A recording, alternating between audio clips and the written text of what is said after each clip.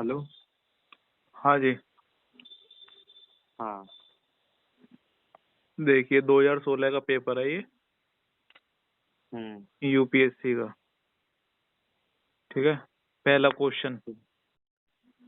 निम्नलिखित में से कौन सा कथन सही है ना। इसमें दे रखा नीचे दिए गए कूटों का प्रयोग कर सही उत्तर चुनिए। तो इसमें दो ऑप्शन दे रखे हैं। लोकसभा में लंबित कोई विधेयक उसके 17वां पर व्यापगत यानी लैप्स हो जाता है। दूसरा ऑप्शन है इसमें, राज्यसभा में लंबित कोई विधेयक जिसे लोकसभा ने पारित किया है लोकसभा के विघटन पर व्यापगत नहीं होगा। देखिए पहले ऑप्शन में जो ये बोल रहा है ना कि लैप्स हो जाता है ना, व्यापगत हो जाता है। तो लोकसभा में जो लंबित विधेयक है और उसके 17वां तो एक एक मतलब कि एक सीजन वाइज तरीके से होते हैं, जैसे कि तीन आते हैं, तीन सीजन होते हैं, विंटर हो गया, विंटर शीतकाल और मानसून हो गया। तो इसलिए जो भी विधेयक आएगा अगर वो 17वां खत्म हो रहा है तो इसका मतलब ये नहीं है कि कोई भी वहां पर विधेयक आया हुआ है तो वो समाप्ति हो जाएगा। ठीक। हेलो। हेलो। हाँ। हेलो। हाँ, आवाज आ रही है। हाँ। तो ऐसा नहीं है कि मतलब कि कोई भी विधेयक आपने बनाया और 17वां हुआ तो वो विधेयक खत्म हो जाएगा। कि थोड़ा सा कॉमन सेंस से भी इसका प्रयोग करेंगे हम। ठीक है। हम्म। जिससे कि हिंदी में मीडियम वालों को अच्छे से समझ में आ जाए और वो क्वेश्चनों हम्म। को निकालने का एक प्रयास बेहतर तरीके से कर सकें। हम्म। दूसरा ये, राज्यसभा में लंबित विधेयक जिसे लोकसभा ने पारित नहीं किया है लोकसभा के विघटन पर व्यापगत नहीं होगा। ये ठीक हम्म। है कि कोई भी विधेयक जो लंबित, कोई विधेयक है राज्यसभा से और जो हम्म। राज्यसभा से विधेयक अभी लोकसभा ने वो पारित भी नहीं किया, जबकि लोकसभा में वो आया भी नहीं है अभी। ठीक है। हम्म। और वो अभी राज्यसभा में ही है।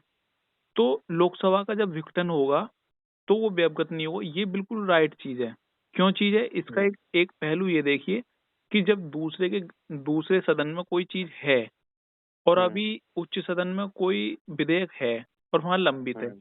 और अभी हम्म। उसका ना, अभी तो लोकसभा में आने की उसकी अभी उम्मीद भी नहीं है क्योंकि वो वहीं पारित नहीं हुआ तो वो यहाँ आएगा नहीं अभी।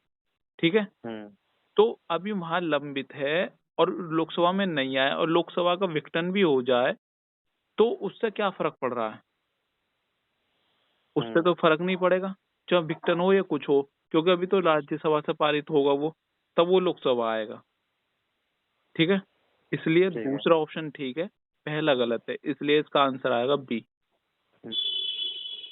जो है क्या, पॉलिटिकल साइंस के जो पॉलिटी के जो क्वेश्चन आते हैं हम्म। वो ज्यादातर ऐसे गिने चुने चैप्टर के ही होते हैं, लक्ष्मीकांत के। हाँ, जैसे कि आपका फंडामेंटल राइट्स हो गया, डीपीएस हो गया, है ना, प्रेम्बल हम्म। से आ जाता है और हम्म। आपका पार्लियामेंट से आता है, हम्म। President, governor. ठीक है। हम्म। ये हम्म। कुछ गिने चुने हैं जहां से बस गिने क्वेश्चनों चुने को यही यूपीएससी चैप्टर है, उठाएगा। और इसी में और इसके अलावा काफी सारी जो चीजें हैं पॉलिटिकल साइंस की या किसी भी की, वो पीछे वाले जो पेपर है उन्हीं में से आती हैं चीजें घुमा फिरा के। उन्हीं में से आती हैं चीजें, हम्म। क्योंकि एक दो क्वेश्चन तो हमेशा फंडामेंटल राइट से बनते ही हैं। हम्म। ठीक। दूसरा क्वेश्चन। फंडामेंटल राइट, डीपीएस, इनको कहीं मौलिक अधिकार, वो मौलिक कर्तव्य, हाँ, और फंडामेंटल तुम्हारा, ड्यूटी।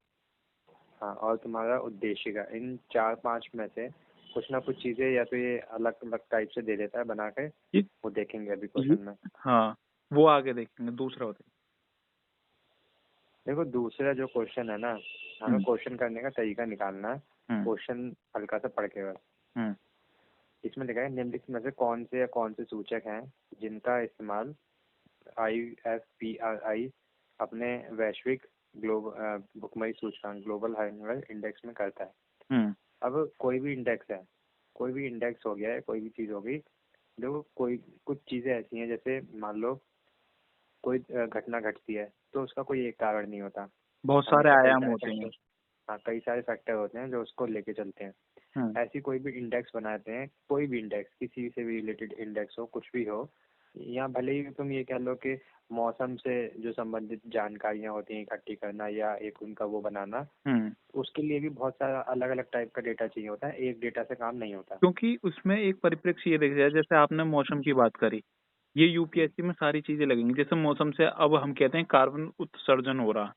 अब कार्बन उत्सर्जन का मतलब ये नहीं है कि सिर्फ फैक्ट्रियों से और गाड़ियों से हो रहा है। नहीं नहीं, उसमें उससे बहुत सारी प्रॉब्लम चीजें ये है लगेंगी। कि हम वनों की कटाई कितनी कर रहे हैं, ठीक है, हम जंगलों को काट कर घरों का निर्माण कितना कर रहे हैं, ये भी एक परिप्रेक्ष्य है, ठीक है। कई सारे फैक्टर होते हैं किसी भी चीज में।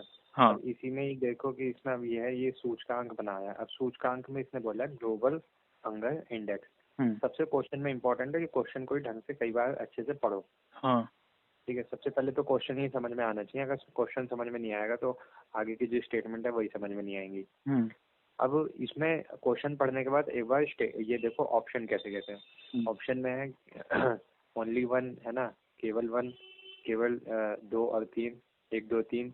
अब इसमें अगर एक पहले को काटेंगे तो 2 और 3 कटेगा, सॉरी ए और डी कटेगा, ठीक है, और नहीं सी भी कटेगा, सिर्फ बी बच जाएगा।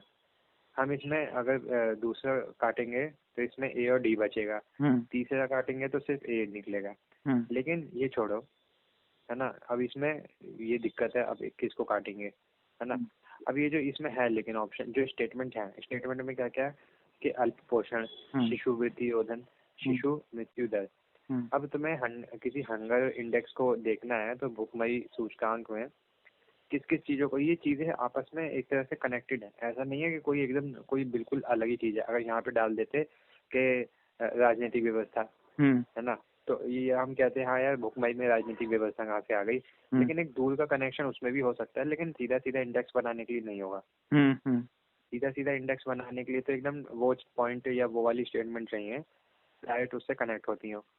अब ये तीनों ही जो चीजें हैं, तीनों ही पहली दूसरी तीसरी जो स्टेटमेंट है, ये तीनों ही डायरेक्ट इससे कनेक्ट होती हैं। तो इसमें ज्यादा सोचने की जरूरत ही नहीं है कि इसमें किसको काटें किसको वो करें। ज्यादा दिमाग लगाने से भी क्वेश्चन गलत हो जाएगा। हाँ, क्योंकि आप सीधा सीधा कनेक्ट करें ना, जैसे अल्प पोषण भुखमरी के कारण होएगा, शिशु वृद्धि रोधन मतलब कि शिशु की वृद्धि नहीं हो पाएगी, उसमें बाधा उत्पन्न होगी, तो वो भी अच्छा डाइट नहीं मिलेगा तो भी प्रॉब्लम होगी।